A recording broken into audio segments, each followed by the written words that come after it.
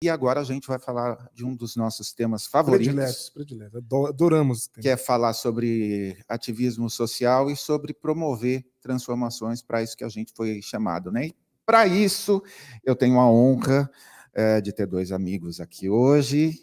Sejam bem-vindos, Débora Maia, presidente do Instituto Sementes, e Herisson Jubanski, diretor de imersão transcultural. Olha, todo mundo, só com um cargo desse, já dá para imaginar o que é, né? Sejam bem-vindos ao Sim Pode Crer, o nosso podcast. Prazer enorme ter vocês aqui. Olha só, vamos começar o nosso papo. Queria traçar um pouquinho sobre a atuação das ONGs. Em todo o Brasil existem exatamente 815.676 ONGs. 815 mil. Não há uma única cidade brasileira que não tenha pelo menos uma instituição sem fins lucrativos. E no interior de São Paulo, uma cidade que eu nem conhecia, chamada Taquaral, é o município com o menor número de ONGs no Brasil. E tem 3 ONGs. O município com o menor número de ONGs tem 3. E tem 3. Ou seja,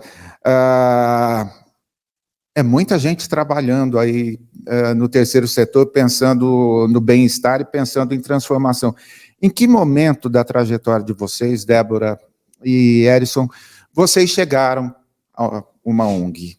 Em que momento? Porque vocês têm histórias diferentes, profissionais, começando por você, Débora. Prazer enorme estar aqui e vou responder essa pergunta que ela é muito especial. Eu tinha uma mãe que eu conheço o Herisson há muito tempo, e ele sempre me chamou de Dorcas, né? Porque minha mãe, ela tinha essa tendência de colocar o pessoal da rua para dentro de casa, cortava cabelo, dava banho de mangueira, tirava a gente do quarto e punha as pessoas lá dentro. Eu cresci com uma mãe assim, batia na porta, ela dividia o que a gente tinha e o que não tinha, meu pai ficava louco, mas minha casa era um lugar, e depois minha mãe foi diretora de Dorcas nas igrejas. E se você falasse para mim que hoje, nesse tempo, eu estaria fazendo praticamente a mesma coisa que a minha mãe, eu ia falar que você estava maluco, mas foi exatamente isso que aconteceu. Então, cresci, sempre trabalhei muito nas questões do reino de Deus, né? A gente tem uma fé e a ONG geralmente não tem nada a ver com isso, mas ela é o fruto de alguém que quer viver o reino, né?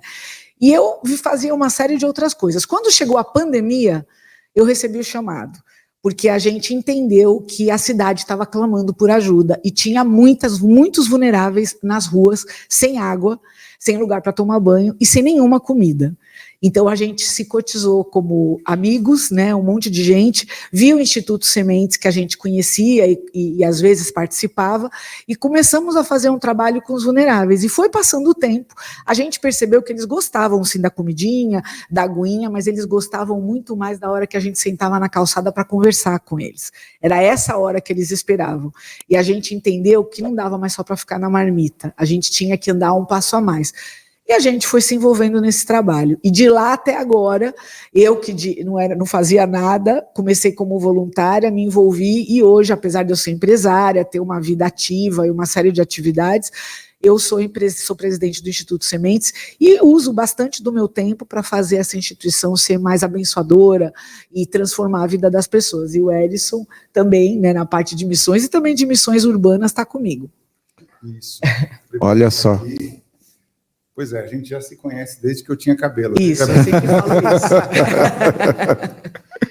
E a gente sempre fez muita coisa em igreja e tal, mas nunca direcionado a esse tema, né? A gente até brincava um com o outro, mas sempre no sentido pejorativo, nunca de forma séria, né? Eu fiz a minha primeira missão transcultural em 2013, na verdade, fui meio de carona. Minha esposa é dentista, ela sempre foi envolvida nesse atendimento social. Eu reclamava muito com ela, porque ela, todo domingo, alguns domingos por mês, ela trabalhava nisso. Eu falo, pô, mas aí você me quebra, né? Mas, assim, ela foi comendo pelas beiradas e eu acabei gostando disso. Depois eu me envolvi mais forte na questão das missões transculturais, obviamente, envolvi a Débora nisso, falei, Débora, é muito bom, e ajuda a gente a passar a olhar de uma forma diferente as pessoas que estão ao nosso redor, né? Eu aprendi a amar as pessoas do entorno viajando para fora, né? Olhando para para alguém fora da minha vizinhança. E hoje eu tenho o bichinho funcionando, né, rodando no sangue, né? Fui picado por esse bicho do bem.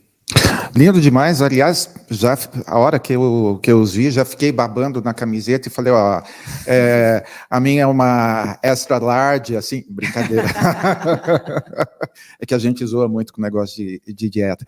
Lindo demais, uma referência aí, a gente contradizer o crioulo, assim, é muito gostoso, mas daqui a pouco a gente chega nisso. Já que a gente está falando de Gênese, ou de Gênesis, quando e como nasceu o Instituto Sementes?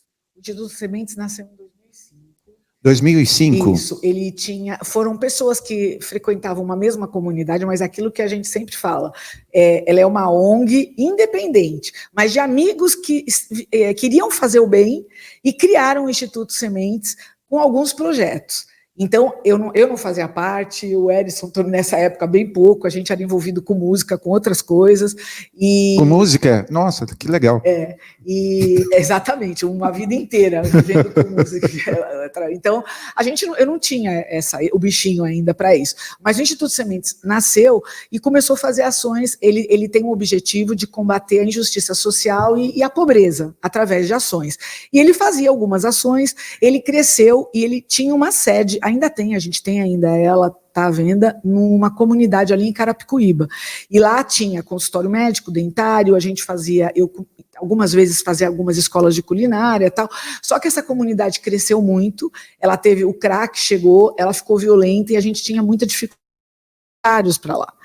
Então, a gente foi se afastando e fomos vindo mais para esse lugar urbano, né? Assim, mais para o centro, para essa região de São Paulo, logo na época da pandemia. Então, o Instituto Sementes nasceu em 2005 e ele fazia ações mais assim, entregava um caminhão de cesta, Dia das Crianças, cesta de Natal, era ações mais pontuais e alguns atendimentos.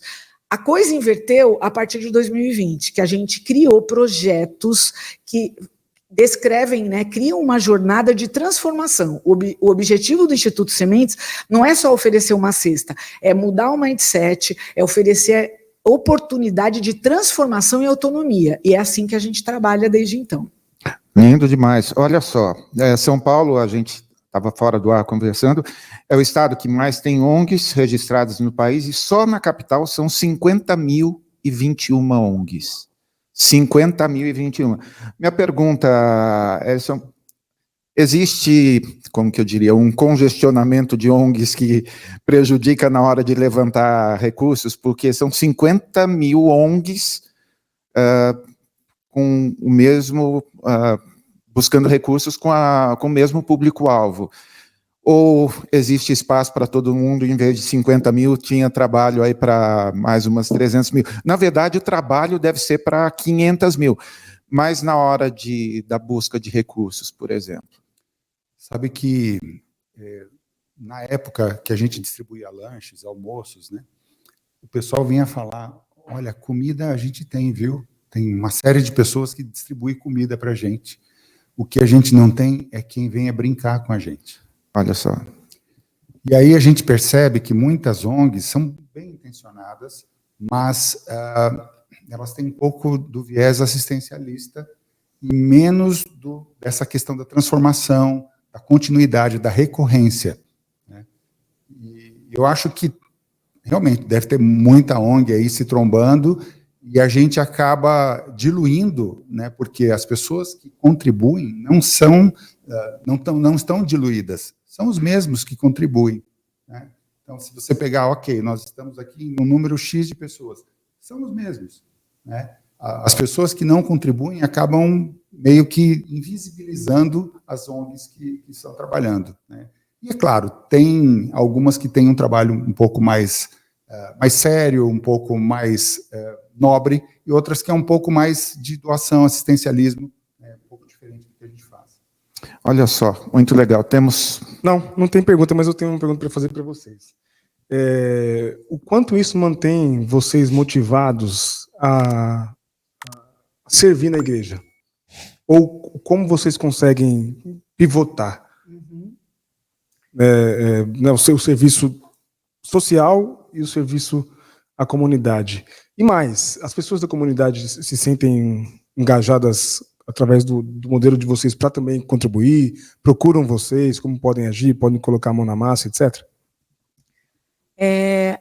Como eu falei anteriormente, assim, a ONG ela é bem, hoje mais do que nunca, bem desplugada da questão, porque a ONG ela tem que ser desplugada de qualquer profissão religiosa, até porque senão desvirtua mesmo. Ela tem que ter um objetivo. É claro que a gente representa o reino de Deus e esse amor que a gente representa, ele causa também transformações e tem um impacto que é imensurável. Mas quando a gente fala da comunidade, por exemplo, a comunidade ela escolheu o Instituto Sementes como a ONG que iria representá-la nas ações sociais. E parte daquilo que a comunidade arrecada, ela divide com o Instituto Sementes e subsidia alguns projetos. E nós temos muitas pessoas da comunidade que são voluntários dos nossos projetos. Mas ainda, né, é uma coisa assim, as pessoas acham bonito. Quando eu sento numa roda e conto do meu trabalho, eu sou empresária, eu estou falando do lugar que eu atuo, e eu conto que eu participo de uma ONG, todo mundo ama ouvir as histórias, e fica emocionada, tem gente que chora, mas as pessoas têm ainda uma resistência muito grande de se doar, e se doar, que eu não estou falando nem de dinheiro, o dinheiro é o mais fácil, de doar o tempo, e para mim era o mais difícil, eu era extremamente egoísta com o meu tempo. Isso que o Edson falou da Lu, né, trabalhar de domingo, tal, e ele fala, puxa, a gente não vai ter uma vida mais social, tal. Eu sei que se eu tivesse lúcida para falar sobre isso há um tempo atrás, eu falei, não tenho tempo, não quero, meu tempo é para eu descansar. Só que conforme você vai entrando, você vai entendendo que você é canal de bênção, que você está cumprindo o seu propósito como filho de Deus, de representar o amor dele e de fazer com que esses vulneráveis sejam amados. E quando você percebe que as pessoas são impactadas a partir dessas ações, e que não é mérito teu, mas isso é uma coisa que muda, dá uma virada de chave, porque você entende o teu propósito de vida. Então, nada é mais importante do que isso. Eu e o Edson, a gente é empresário, Deus cuida das empresas da gente. Tem semanas que a gente não consegue... A gente gostaria nos dois lugares, mas Deus vai cuidando. Eu falo, Senhor, vai cuidando da minha empresa, que eu tenho essas daqui para cuidar e você também me ajuda. E a gente vai vendo as coisas acontecer. E é trabalhar com milagre todo dia. Você vê a mão de Deus atuando todos os momentos. Eu lembro, você falando da relação com a comunidade, né? Muitas pessoas falam, puxa, parabéns pelo trabalho, muito bem, que legal, parabéns.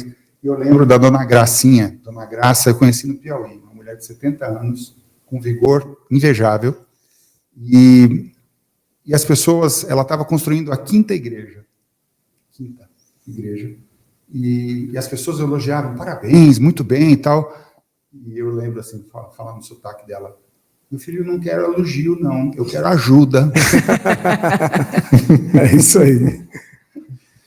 Olha só para contextualizar, para você que está nos ouvindo, quando a gente falou de comunidade, a gente está se referindo especificamente à igreja chamada Um Lugar Comunidade, a igreja Comunidade do pastor Edson Nunes, onde nós servimos e onde eu sirvo musicalmente, onde Débora é contralto, tá, gente? Está lá também. Então, enfim, a gente está falando da nossa comunidade de fé, por isso que a gente fez essa referência.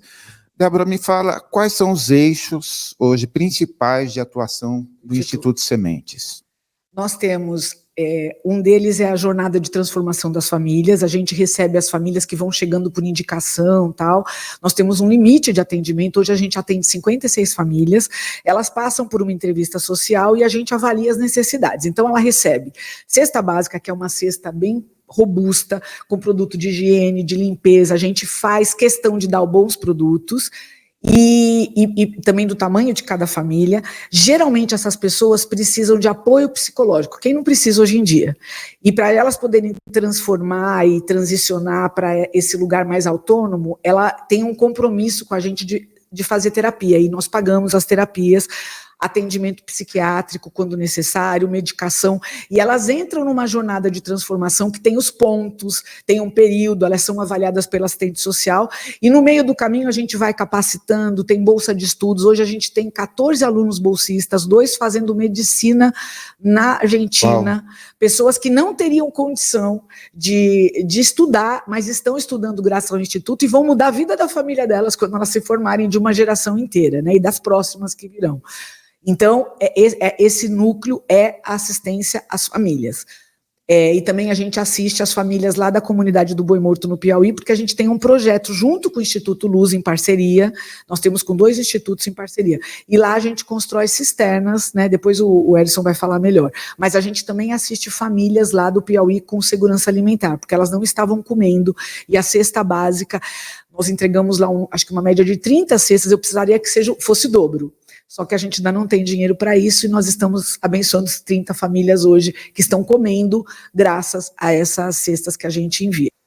Fora isso, nós temos as bolsas de estudo, né, que é a jornada de capacitação com cursos breves, supletivo e escola normal, fundamental, e também faculdade. Então, nós temos esses 14 alunos bolsistas, nós temos também as Sementes do Nacional, que é um projeto com 40 crianças em parceria com o Clube Nacional, eles recebem apoio pedagógico, escola de esportes, lutas, tal, e vários estímulos de música, de artes, e são 40 crianças que fazem parte ali, são alimentados, tem uma série de profissionais que estão cuidando, e nós temos as imersões transculturais. Conta para eles, Edson.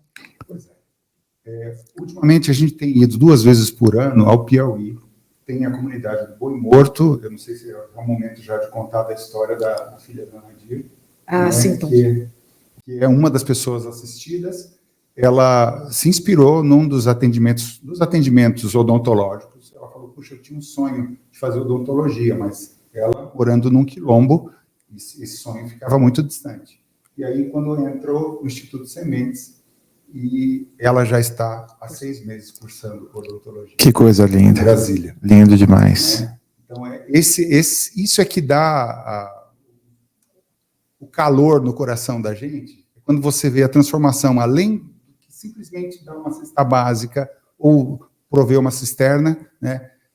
Claro que nesse trabalho que a gente faz em parceria com o Instituto Luz, não é simplesmente a água, claro que é muito basal, mas o Instituto tem um trabalho de crescimento. São 3 dimensões. A primeira dimensão é a segurança hídrica, a segunda dimensão, segurança alimentar, onde as pessoas são treinadas na agricultura sintrópica, que é a agroflorestal, então entremeia a cultura da vegetação local com culturas novas, e a terceira fase, que a gente ainda não conseguiu, mas vamos conseguir, que é a cooperativa para eles poderem vender o excedente da produção. Então, a gente, nessa parceria, e claro que a gente entra com viés da educação também, a gente quer fazer esse povo sair da bolsa do assistencialismo. Uma aranha aí. Deixa eu trocar o microfone com você, que o seu microfone está falhando. Então, usa, já que você vai falar muito mais do que eu. Não, está falhando mesmo. A gente corrige, vai lá. Olha só, você estava falando, Débora, sobre algumas... Will, falar sobre assistência psicológica, pagar terapia. Não, assim, não é louco demais isso, cara? Mas, Bavarini, a gente... ser louco, não. A gente entendeu que se não desse... Uma coisa que nós entendemos nesse processo é que tem um grupo de pessoas, uma multidão de pessoas invisíveis, numa cidade como São Paulo e em outros lugares, que vivem uma vida muito diferente da nossa vida, com regras, com uma ética social. Então, é muito importante, quando você adota uma família e você traz para a jornada, não é só você dar a cesta básica, você ajudar, você ajuda essa pessoa a vir para esse outro lugar, que não é que a gente quer que todo mundo venha para para a forma como a gente vive, mas que para ela poder trabalhar, para ela poder ser autossustentável, ela vai precisar entender algumas coisas, estar com as emoções dela sob controle. Muitas vezes elas têm traumas, todos eles têm traumas enormes, têm problemas, têm dores emocionais profundas. O Erisson comanda um grupo de pessoas lá baseado nos 12 Passos, que é um modelo adaptado toda semana lá na Praça Marechal Deodoro, né? Então ele faz esse trabalho, e lá nós temos também uma outra frente que eu esqueci de falar, que é super linda, que vocês vão poder ver aí, o nosso consultório odontológico. A esposa do Erisson, ela é a coordenadora dentista que coordena, nós temos dentistas voluntários e nós subsidiamos os tratamentos para as pessoas com próteses. E vocês vão ver na foto que é uma pessoa sem dente. Quando ela tem o dente, a gente está devolvendo a alma dessas pessoas, a dignidade, muda o rosto, muda o olhar, e assim elas começam a ter oportunidade de trabalho, de querer vencer, de querer lutar, porque elas são esquecidas, né? E elas falam o tempo todo: como vocês tratam a gente com carinho, todos os profissionais da saúde olhassem para a gente do jeito que vocês olham. E é isso que vai mostrando que existe amor na cidade, sim. Não, lindo demais. E eu me lembrei de um vídeo que você gravou falando sobre os cobertores, que você disse assim, não é só dar uma cesta básica, tem que ser uma cesta básica turbinada, com isso. E quando a gente iniciou a campanha dos cobertores, nós recebemos os links de qual era o tipo de cobertor para doar, porque, ao contrário de algumas distribuições que foram feitas na cidade de São Paulo e que deixaram muita gente com alergia, sim. Fala um pouquinho sobre isso, sim. De como que você falou, inclusive, sobre pesquisa, né? Tem uma pesquisa. Então, as pessoas, existe um ponto que eu vou aproveitar aqui para falar dele. Quando a gente fala de doação, as pessoas às vezes querem doar aquilo que não usa mais, aquilo que está quebrado, aquilo que não faz mais sentido, não faz para ele, não faz para mais ninguém. A gente recebe um monte de tralha quebrada. É como assim, né? Eu vou desovar. Você tem um caminhãozinho para passar aqui para limpar minha casa, porque ela está um pouquinho... Gente, eu não quero fazer pouco caso, que a gente também tem doações maravilhosas de pessoas cuidando, pegam tudo bonitinho nos kits.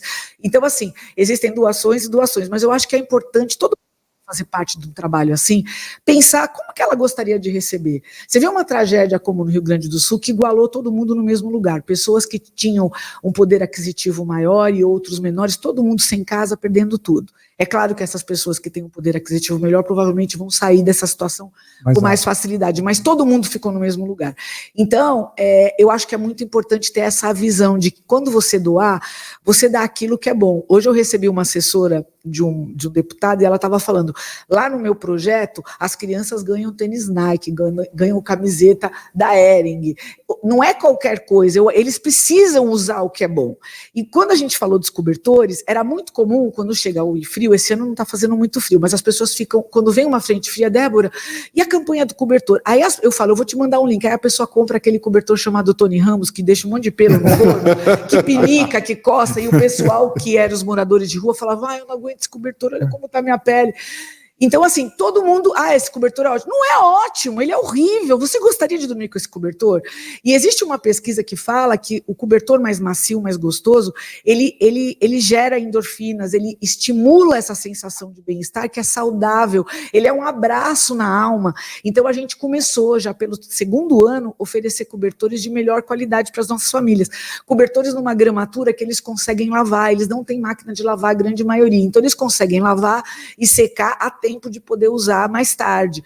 Então, a gente tem um cuidado de dar o que é bom, de dar alimento que não é vencido, né? Às vezes chega um monte de alimento, mas está tudo vencido, feijão, arroz, tem caruncho. Gente, não é porque a gente está doando que a gente doa aquilo que é ruim. A roupa suja, esburacada, com o cheiro ruim, a gente tem uma curadoria, porque eles merecem receber. Lá na ONG, tem 2 araras com as roupas igual uma loja. Hoje a mulher chegou e falou, isso aqui é um bazar? Não. As pessoas, quando vêm pegar a cesta, elas vão lá, olham se tem uma roupa que agrada, se tem um sapatinho, se tem um brinquedinho, tudo bonitinho. É dignidade isso, né? Eu fico encantado. Deixa eu te perguntar, você disse sobre a arrecadação das pessoas que contribuem, mas o recurso financeiro mais substancial, da onde vem, Como é que vocês fazem todo... Quem trabalha com ONG trabalha atrás de dinheiro, né? A gente acorda todo dia, olha aquela conta e fala, tem conta para pagar, tem conta para pagar. E a gente administra os recursos com muita transparência, isso é importante dizer. No nosso Instagram, no site, tem sempre a prestação de conta do último trimestre, quadrimestre, a gente faz questão. E com relação aos recursos, o que alimenta a ONG são as doações pequenas e recorrentes, de 50, 100, 200. É claro que nós temos alguns poucos doadores com volumes um pouco maiores e temos doadores ocasionais para projetos como o da educação, que às vezes doam valores mais substanciais, mas que ficam reservados com fundo para esse projeto. Então imagina, eu tenho 15 alunos bolsistas estudando em faculdade. A conta não é da mensalidade de hoje, é multiplicada por 12, multiplicada por 4, quiçá por 5. E é esse valor que eu preciso ter em caixa para poder manter aquela bolsa. Então é dessa forma que a gente administra, né, o tempo inteiro, né, Edson? Buscando recurso e falando com um monte de gente e mostrando as histórias para que mais pessoas... Só que a gente também percebe que as pessoas gostam de histórias lindas, emocionantes, e acontece que nem todas as histórias são lindas, emocionantes, algumas são difíceis, são indigestas, mas elas precisam ser cuidadas, elas precisam ser amparadas, e a gente está o tempo todo buscando isso. Você citou uma coisa, Débora, que eu peguei um artigo sobre quais as 4 principais dificuldades enfrentadas por ONGs. E uma delas mencionada é manter a transparência financeira. E no site do Instituto Sementes, uma coisa que me chamou muito a atenção, não sei se você já viu esse tipo de prestação, esse tipo de transparência, Will. Cada área, por exemplo, tem um desses projetos, eles explicam o projeto, e no rodapé da página está a prestação de contas só desse projeto. Legal. Aí, quando fala sobre a parte de educação, aí tem lá a prestação de contas só desse outro projeto, e tem lá o link com a prestação de contas geral. Então, assim, isso é bastante, como que eu diria, bastante louvável, assim, ter esse compromisso assim tão grande, porque... É porque o que se fala, o grande ataque, ultimamente virou moda, tá na moda atacar a ONG. Isso, O problema do Brasil são as ONGs, né, para muita gente. E o grande ataque que as pessoas fazem é que não tem transparência, que não há transparência. E quando você tem transparência, você desarma o argumento, né, contrário à ONG. Então, quando você passa esse cenário e mostra para a gente que, de fato, não só existe uma prestação de contas no geral, mas específica, não, lindo demais. Com qualquer crítica. É uma responsabilidade muito grande. A gente recebe os recursos, a gente entende, né, que precisamos cuidar de uma forma... A gente é muito cuidadoso com esses recursos e transparente na prestação. E uma das coisas que as pessoas falam, muitas vezes, com relação... as pessoas também questionam a forma. Por que todo mundo tem uma solução, mas por que não faz assim, não faz assado? Só que o dia a dia, gente, o dia a dia de uma ONG, ele é desafiador. Teve uma vez que o Ellison ficou muito mal com o Covid, e a gente estava num projeto de uma missão, logo na frente, teve uma pessoa que doou um valor, não era um valor enorme, mas era um valor um pouco mais comum, maior do que o comum. E essa pessoa queria falar com ele, e eu falei, ele está aí na UTI, o Edson ficou muito mal. E a pessoa queria falar com ele, porque queria, e falou, eu quero saber como que vocês vão usar esse dinheiro, e eu não acho que é desse jeito, eu estudei bastante sobre isso, sobre a missão lá no Piauí. Aí eu falei, a senhora não quer que eu devolva o dinheiro para a senhora? Eu acho melhor, porque se você também não acredita na forma como a gente faz, a gente que está ali todo dia, é melhor não doar.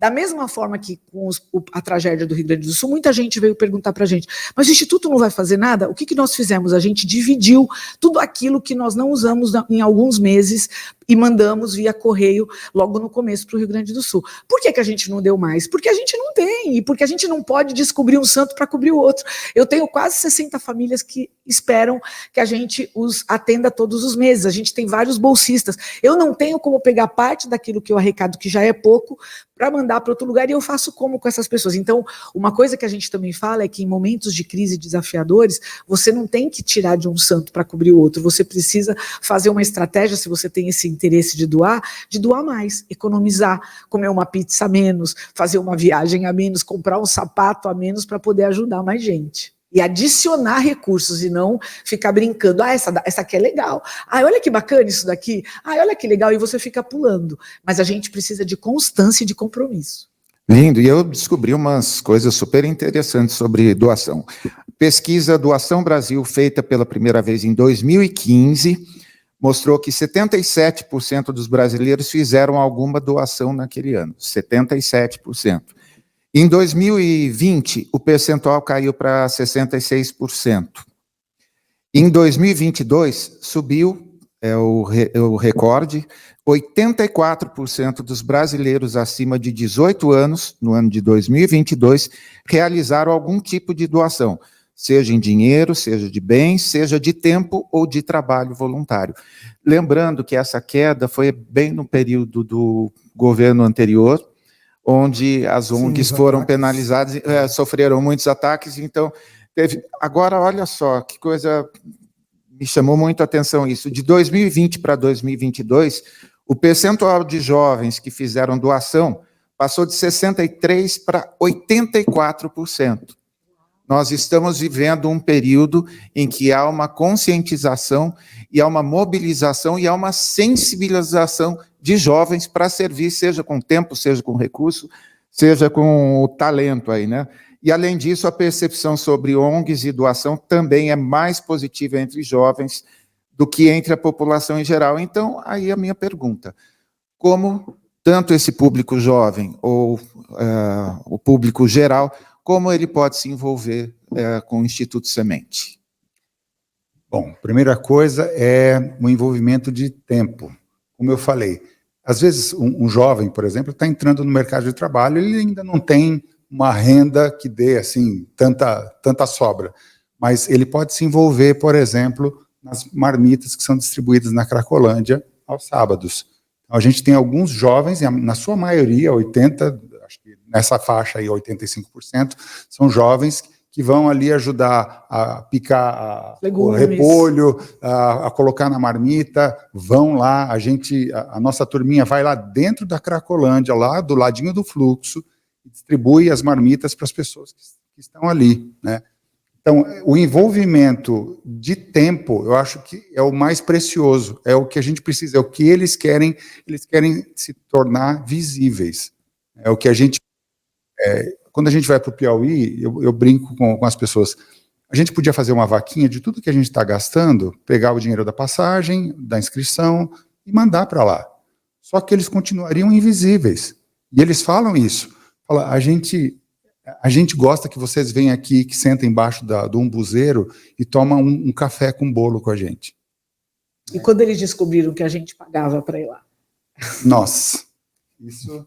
eu tenho até um áudio, né, que eu mandei para a Débora, de uma pessoa que achou que a gente estava lá por algum partido, por alguma entidade, que a gente estava ganhando alguma coisa para estar lá.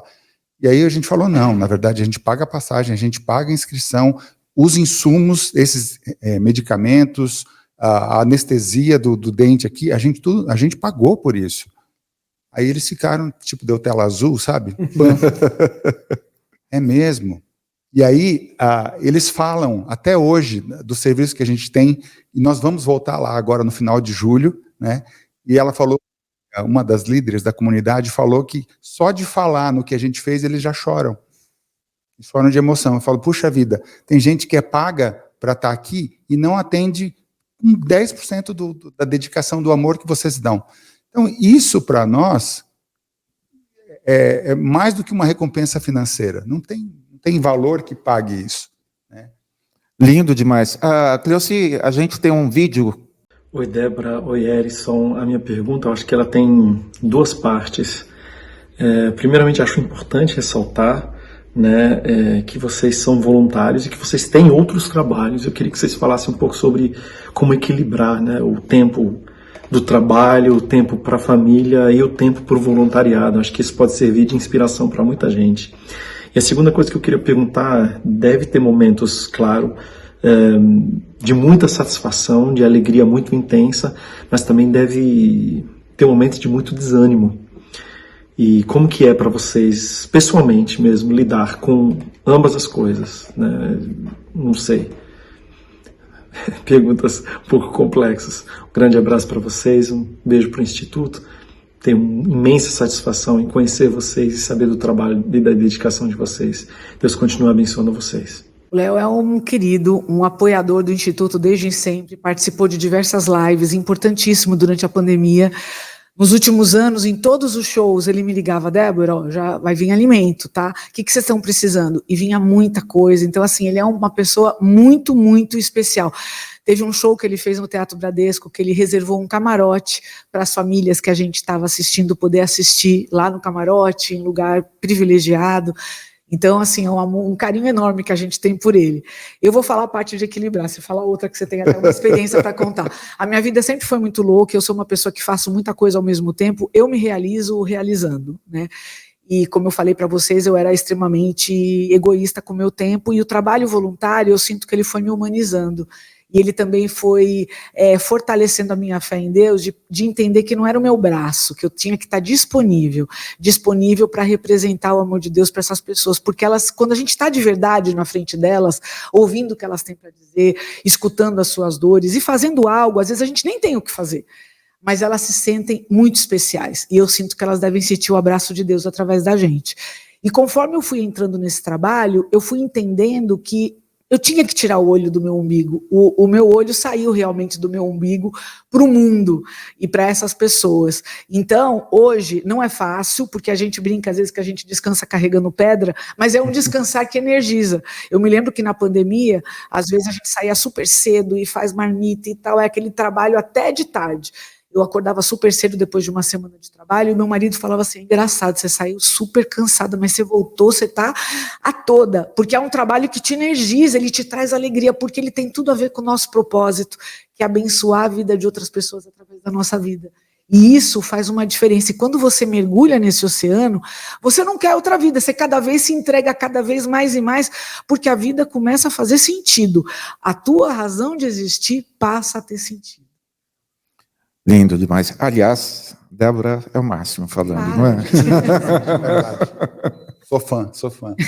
Somos todos. Todas as sextas-feiras, eu faço um trabalho de recuperação emocional, um grupo de recuperação emocional, com o pessoal que está na sala de espera das dentistas, ali numa das ONGs que a gente tem parceria, ali junto ao nosso consultório. Já tivemos mais gente, hoje não vão tantas pessoas assim, em sua maioria são moradores de rua, e às vezes nem todos têm a compreensão perfeita, às vezes, do tema. E teve um dia, especialmente, quando o Léo fala sobre algumas frustrações, né? Primeiro, só o meu agradecimento também ao Léo por tudo que ele representa e pela força que ele dá, pela visibilidade que ele dá para o Instituto Sementes. Mas voltando ao tema, eu estava fazendo a oração da serenidade. Não sei se você já... Depois eu faço para vocês. E naquele momento eu conversei com Deus. Falei, meu Deus, está adiantando isso aqui que eu estou fazendo? Será que as pessoas estão dando valor? Está tendo alguma relevância isso aqui que eu estou fazendo? Porque é uma sexta-feira de manhã, durante a manhã, 9 horas da manhã, eu tenho empresa. O mundo está caindo e tem dia que realmente está impossível e eu deixo de atender as minhas obrigações profissionais para estar ali. E aí foi nesse momento que eu conversei com Deus e continuei a oração, fiz lá o grupo com eles e fui para casa.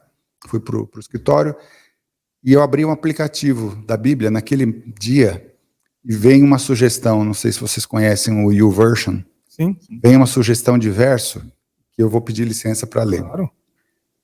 Atos 20, 24. Se eu me emocionar, vocês cortam. Mas eu não dou valor à minha própria vida, a menos que eu possa terminar a carreira e completar a obra que o Senhor Jesus me destinou a realizar. A obra de contar aos outros a boa nova da graça e do amor de Deus. Lindo. Aí foi uma resposta, sabe? Falei, se tiver uma pessoa ali para falar, para eu melhorar, e eu tenho depois uma história, não sei se vai dar tempo de contar, mas se tiver uma pessoa ali que eu possa melhorar a vida, está aqui. É o que Deus me comissionou para fazer. Conta a história. Eu não vou citar o nome, mas tem uma senhora que ela era muito estourada, desde o começo, extremamente estourada, e a gente tem momentos de partilha. E as pessoas têm ali até 5 minutos para falar. Eu jogo um tema e elas desabafam. A gente fala que a cura circula pela boca de quem fala e o ouvido de quem ouve.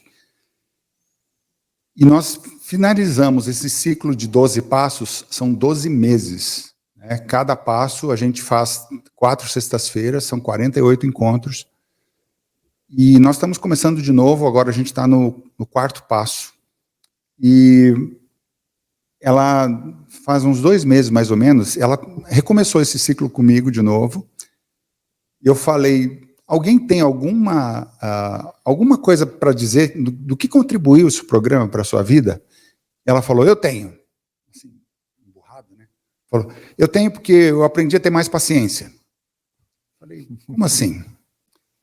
Eu tinha direito a um apartamento lá em Parada de Taipas, e ela tem dificuldade para leitura, né, analfabetismo, e eu, graças ao programa que eu fiz aqui, eu fui atrás disso, pedi para a assistente social ler o contrato para mim, eu consegui reaver meu apartamento, e essa semana eu fui assinar a escritura. Graças a Deus e a você, que teve paciência comigo. Ai, caramba, que coisa mais linda. Olha só, a gente tem algumas fotos, né, Cleuci? Temos algumas fotos de antes e depois, aí e temos algumas fotos também em ação. Vamos ver. Nossa, que foto linda. Onde que foi essa? Essa foi numa comunidade chamada Merongutu, no interior da Índia, no estado de Jharkhand. Nós fazíamos imersões transculturais também fora do Brasil. Durante muito tempo a gente fez, agora a gente concentrou mais no Piauí, ainda temos planos de ir para um lugar, mas que a gente também possa voltar várias vezes, como a gente faz no Piauí, para dar continuidade no trabalho. Perfeito. Mas essa foi uma imersão incrível que a gente viveu. Né? Foi. Nesses 10 dias que nós tivemos aí, essa comunidade foi uma das que a gente se desesperou, porque nós não tínhamos condição de atender todos os que foram. Nós estávamos uma equipe de 5 dentistas, 6 médicos, e de repente começou a brotar gente do chão. Assim, nós distribuíamos as senhas e a gente viu várias pessoas indo embora porque não ia dar tempo de a gente atender. E olha que nesse período de 10 dias nós fizemos 1.503 atendimentos. 1.500. E as pessoas tinham leprosos que andavam quilômetros, chegavam com os filhos, pessoas sem enxergar, achando que iam sair de lá enxergando porque tinha oftalmologista, não tinha. Às vezes Esse com dia catarata. especial, a equipe inteira caiu no choro, porque a gente viu muita coisa que a gente não gostaria de ter visto. Né? Aqui é no Piauí. As rodas de conversa com as mulheres do Piauí falando sobre saúde e prevenção, que elas sempre têm muitas rodas. E elas são extremamente boas e transformadoras. Aí também é no Piauí, né, Edson? E a gente adotou a comunidade do Boi Morto, que é uma comunidade quilombola. Essa bem no centro é a líder, é a Nadir. Isso. E ela tem as 3 gerações. A esquerda é a mãe, Dona Zélia, e a direita, Dona Maria Emília. E a sobrinha filha, dela que está fazendo odontologia. Né? Tem uma outra. A outra sobrinha, não essa. Essa é a filha. Lindo. Com a Emília, que é uma voluntária também.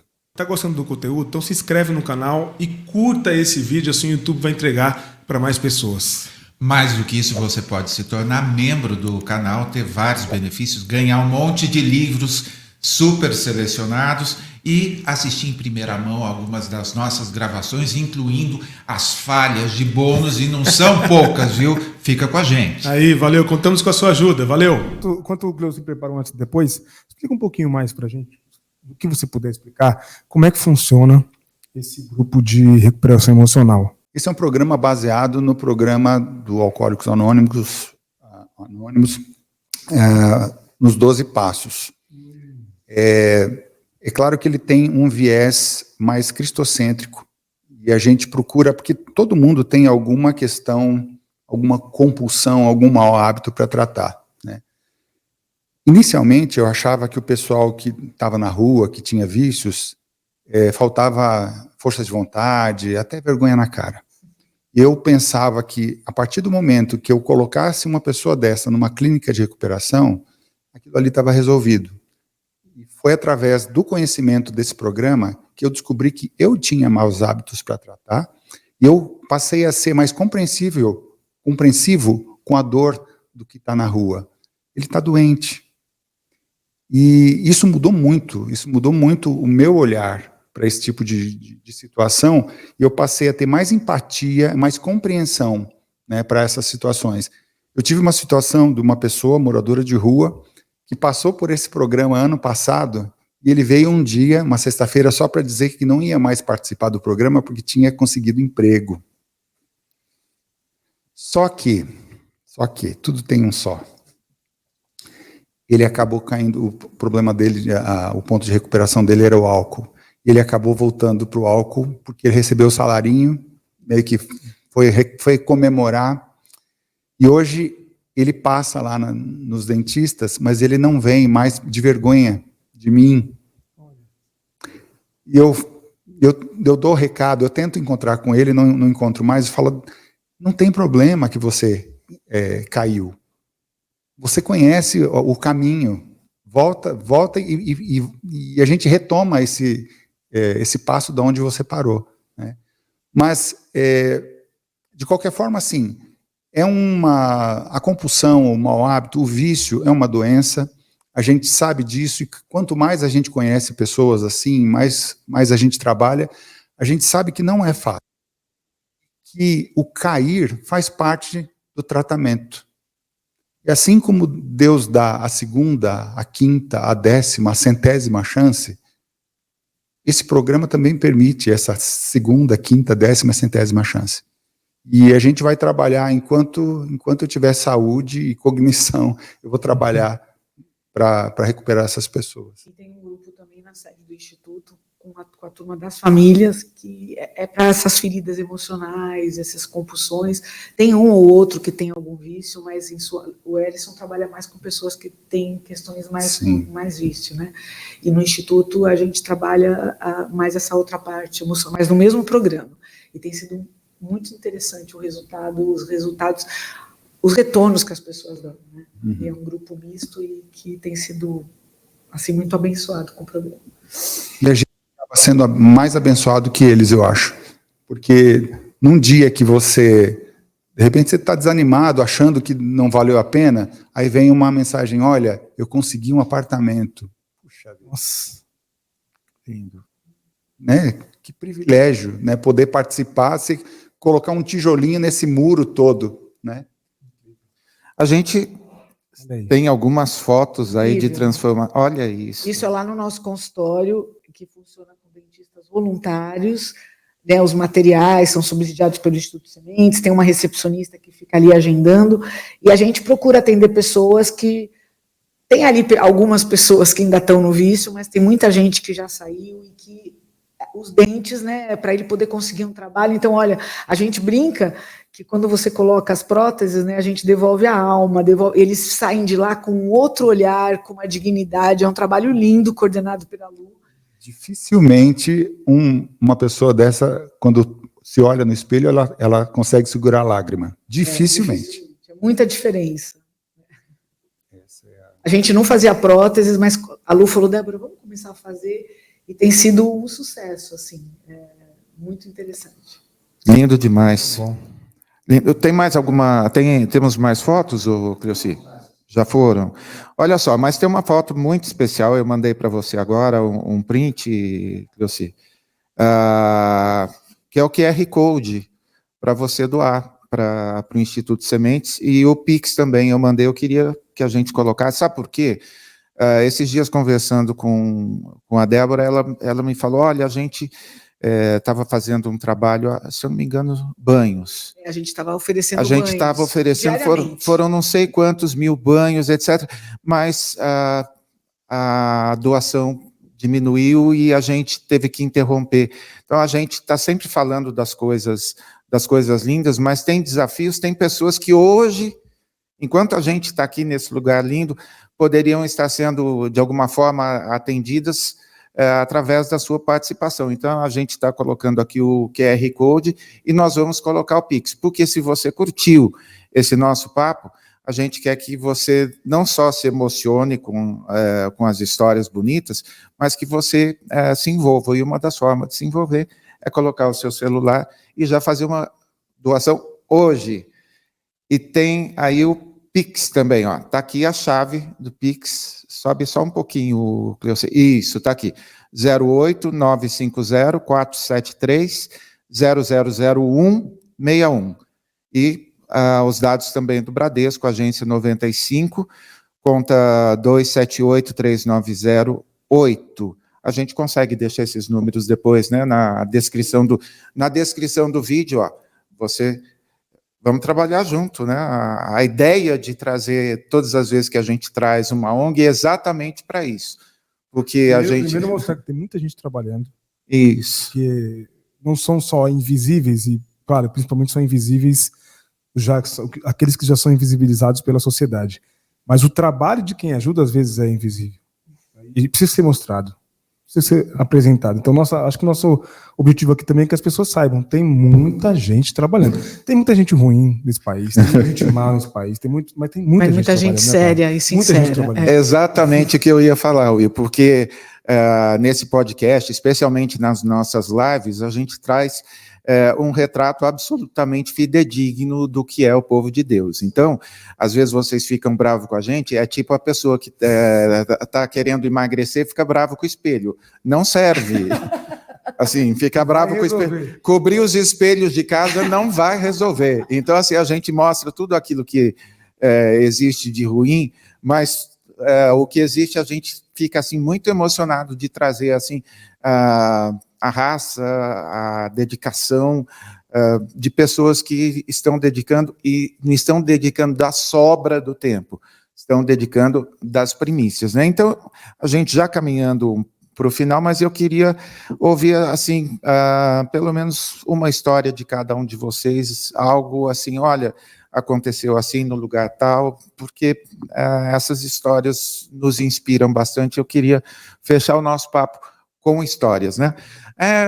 Bem antes de falar que storytelling, parará, a gente já sabia tudo isso, né? Somos o povo das histórias. Exatamente. Gosta, né? Você primeiro, Edson, mais uma história. Você já contou algumas hoje. Eu contei algumas, né? Eu acho que a última que me emocionou, quando eu estava falando com a Leandra, na comunidade do Calango, e ela contando, né, do agradecimento e da emoção que eles sentiam, né? Por que ela chegou, foi ela que me procurou pelo seguinte motivo. Nós vamos voltar lá no final do mês de julho, e eu pedi para o líder da comunidade uma grade por faixa etária das pessoas, de homens e mulheres, porque a gente queria levar médicos, pediatras, tal. Então eu queria saber só o volume de pessoas para a gente buscar ginecologista, pediatra. Aliás, a gente ainda precisa de ginecologista, a gente tem pediatra já.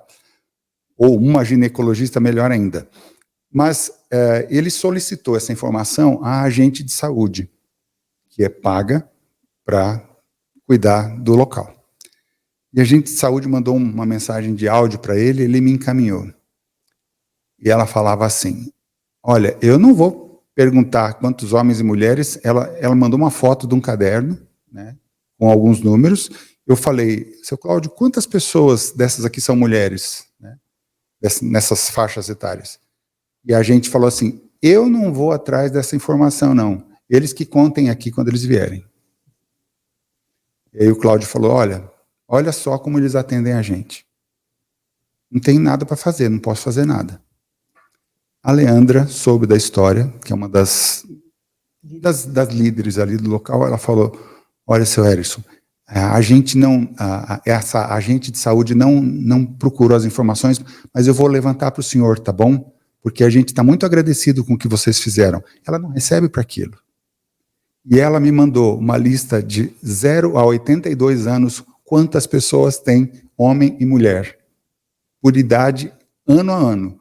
com 1 ano, com 2 anos, com 3 anos, homem, mulher, menino, menina. Isso deu um trabalho enorme para ela fazer. Ela levou 1 semana para levantar aquilo. Então a gente vê que as pessoas, por mais que algumas pessoas às vezes tentem atrapalhar o trabalho, outras pessoas estão ali valorizando isso, isso enche a gente de alegria, de satisfação, né? E cada vez mais estimula a gente continuar voltando e continuar trabalhando cada vez mais por eles, porque, vou te falar, é recompensador demais. É recompensador demais. Meu Deus. E aí, minha querida Débora? Olha, a gente sempre conta a história, tem uma história, né, que a gente sempre comenta, que é um caso de sucesso que a gente tem, que é a história da Gabriela, que a gente conheceu debaixo do minhocão, morando com o marido após 16 anos no crack, né? E ela não aceitava as marmitas, ela pediu para mim uma cesta básica porque ela fazia a própria comida, porque estava naquela época das marmitas envenenadas, então ela não aceitava as nossas marmitas, mesmo sabendo que nunca fez mal para ninguém. E a gente foi se encontrando, eu levava elas na padaria, tomava um café com uma galera, tinha uma época que toda semana eu fazia isso, saía com elas, ia numa padaria, elas comiam e eu ia entendendo a vida delas. E ela foi me contando os traumas, uma vida assim, né, de horrível, desde o momento do nascimento, passagens pela polícia, crack, abandono, traição, filhos que se espalharam por aí, e aí eu fui perguntando, eu sempre gosto de perguntar do sonho da pessoa. E ela foi me contando alguns sonhos, aí eu falei, você quer ter uma casa? Ela falou assim, eu quero. Eu falei, então vai procurar. Assim, uma casa, até o orçamento, ela não acreditou. E depois de 1 mês e meio, ela entendeu e ela procurou. É claro que um lugar pequenininho, ali na região central, mas em uns 2, 3 meses na frente, ela tinha uma casinha, a gente mobiliou. O marido dela começou a trabalhar, hoje ele trabalha na Casa de Massas, na Preparado, que é uma parceirona nossa do Instituto, ele trabalha lá já há algum tempo, está super feliz, eles estão super felizes com ele, ela fez o supletivo, ela tem sonhos de estudar, e o mais bonito de tudo, ela resgatou o filho, o Samuelzinho, que tinha 3 anos e que estava em poder do Estado, porque quando ela teve, ela ainda estava sob o efeito do crack, não tinha documento, e ele nem veio para ela. E aí ela resgatou. Então, assim, a transformação, quando você começa a olhar o outro e se coloca nesse lugar de instrumento mesmo, ela é impactante, porque você reconcilia a pessoa com ela, com a família, com Deus, com uma cidade, e é isso que a gente vê. Então, essa história ela é muito impactante para a gente. Eu quero contar mais uma rapidinho, que é da Érica. A Érica, ela veio com 6 filhos, 2 filhos autistas, ela trabalhava em telemarketing, um marido em refrigeração, auxiliar de refrigeração, uma vida difícil, mas uma mulher batalhadora, que lê, que vai atrás das coisas, e ela veio confessar no decorrer do processo da jornada de transformação, que um dos sonhos dela era fazer medicina. E a assistente social ficava falando para mim, vamos pagar a bolsa dela? Eu falei, não dá, essa mulher vai ser um B.O., porque não dava para ser no Brasil, porque é muito caro, seria na Argentina ou no Paraguai, que o custo é muito melhor. Eu falei, a gente vai estar com o compromisso de uma família inteira, ainda com 2 filhos autistas, a gente não tem condição. Eu sei que essa mulher se inscreveu na faculdade e cursou à distância 1 ano. Quando ela cursou 1 ano e veio as notas, ela mostrou para a assistente social e falou, tá bom para você, agora você me dá a bolsa? E aí eu falei, não tem como não dar. E ela já está terminando já o 2º ano, teve várias mudanças econômicas na Argentina, vocês sabem, está um pouco mais difícil, ela não reclama, ela é super grata, e esses dias ela mandou um vídeo bem cabisbaixa, que ela falou que a conta de luz veio muito alta por causa das variações do câmbio e tal, e que ela começou a fazer brigadeiro sem leite condensado, mas com leite em pó, para vender, para conseguir pagar a conta de luz. Ela falou, eu não sou de ficar pedindo para vocês, mas eu levei um tombo, e estava a caixa de brigadeiro com os brigadeiros tudo amassado. A gente não tinha no Instituto dinheiro naquele momento para poder ajudar, ela era um valor alto, assim, alto fora do orçamento, mas a gente cotizou um monte de gente, conseguimos, e essa mulher, ela depois mandou um vídeo alegre, porque os filhos dela hoje não sofrem bullying, eles sofriam bullying aqui por causa de cabelo, por causa do cheiro da roupa, como eles não têm máquina de lavar, e a roupa é seca num quartinho pequeno, sem ventilação, a roupa geralmente cheira mal, e os filhos dela sofriam bullying por causa disso nas escolas. E ela falou, meus filhos não sofrem mais bullying, aqui não tem violência, aqui a gente pode ficar numa pracinha, está sendo bom, eles estão tendo aula de francês, estão falando espanhol, eu acho que eu estou dando muitas oportunidades para os meus filhos, e eu quero agradecer ao Instituto Sementes. Então, essas ações de educação, elas transformam vida e transformam a vida de uma família. Isso é muito interessante. Por isso que a gente precisa da ajuda das pessoas. Porque o meu maior desespero é acordar um dia e falar, puxa, a gente não tem mais a verba de educação, a gente não pode continuar alimentando o sonho de tantas pessoas. A gente chega para algumas pessoas e pergunta, qual é o teu sonho? Teve uma vez uma menina que falou, eu não tenho sonhos. E ela começou a chorar. Um ano depois, ela está fazendo enfermagem. E ela falou assim, auxiliar de enfermagem, na verdade. E ela tira a foto dela com aquele jalequinho branco, ela fala, agora eu tenho sonho, agora eu vou poder ajudar minha família. Então, isso não tem preço. Isso é transformação, é amor em ação. E o amor que transforma, que muda, e que tem um impacto que a gente nunca vai medir nesse mundo, né? Oh, meu Deus do céu, faltou. Você falou sobre a Preparato, e como eu sou fãzaço das massas deliciosas da Preparato, aproveita para agradecer aí algumas organizações que contribuem regularmente com o Instituto. Sim, aproveitar e mandar um beijo para o Flávio e para a Luciana. A gente tem alguns parceiros muito importantes, né? Então a Preparato é um dos parceiros, ela oferece alimentação para os Sementes do Nacional diariamente. Diariamente. Ela sempre manda as marmitinhas lá para as crianças que amam, né? Não tem como amar, porque é uma massa de altíssima qualidade que é servida em restaurantes de altíssimo nível. Sim. É uma massa realmente muito boa. Então a Preparato é uma parceirona do Instituto. E nós temos 3 outras empresas que nos auxiliam muito. E muito nesse projeto também de sementes do Nacional, que é a PBC Nilco, a Agência FR de Comunicação, que são empresas, e a Quarup, que são empresas que adotaram o projeto do Nacional. Então, o projeto do Nacional, com o Clube Nacional, com essas empresas que a gente acabou de falar, e com o Instituto Sementes, ele funciona graças a tudo isso. Se uma delas deixar de participar, a gente já fica ali em um pouquinho em desequilíbrio, né? Então, são empresas parceiras nossas. Tem mais alguém que a gente tem que lembrar de agradecer? E temos o Clube de Mães do Brasil, que é uma ONG, que é nossa parceira, o Instituto Luz, né, que também é uma ONG, que a gente trabalha junto, e nós aprendemos no decorrer da estrada que quando 2 ONGs sérias se unem, os projetos se potencializam, e a gente não tem esse ego de fazer um projeto só nosso. Quando surge a oportunidade de fazer um projeto casado com outra ONG, que tem as condições juntadas com as nossas, a gente mergulha e tem sido sucesso. Eu queria agradecer também os voluntários. Sim. As dentistas, a Luciana. Nossa, não é porque é minha esposa, mas hoje, por exemplo, ela passou a manhã lá. Né? E não faltam uma semana, estão sempre lá. Estão sempre lá. São várias dentistas que estão lá largando o seu consultório, a sua vida profissional para se doar, né? Voluntários que participam com a gente nas missões transculturais, nas imersões transculturais, cada um paga a sua passagem, paga uma taxa de inscrição e estadia para poder trabalhar em prol das outras pessoas. Então, esses voluntários são diversos, eu não vou conseguir falar o nome de todos aqui, mas fica aqui o meu registro de agradecimento por todos eles. E o restaurante Taste em Si, que entrega as marmitas lá na Cracolândia com muito amor, acolhimento. Durante um tempo a gente subsidiou esse projeto, a gente teve que suspender, mas a gente continua mandando voluntários para lá. Uma hora a gente volta, né, Edson? Mas era uma parceirona nossa, a Amy, que é a dona do restaurante. Que lindo. Muito bom. Olha só, eu quero terminar me reportando a Bíblia e fazendo uma oração pública, que Deus frutifique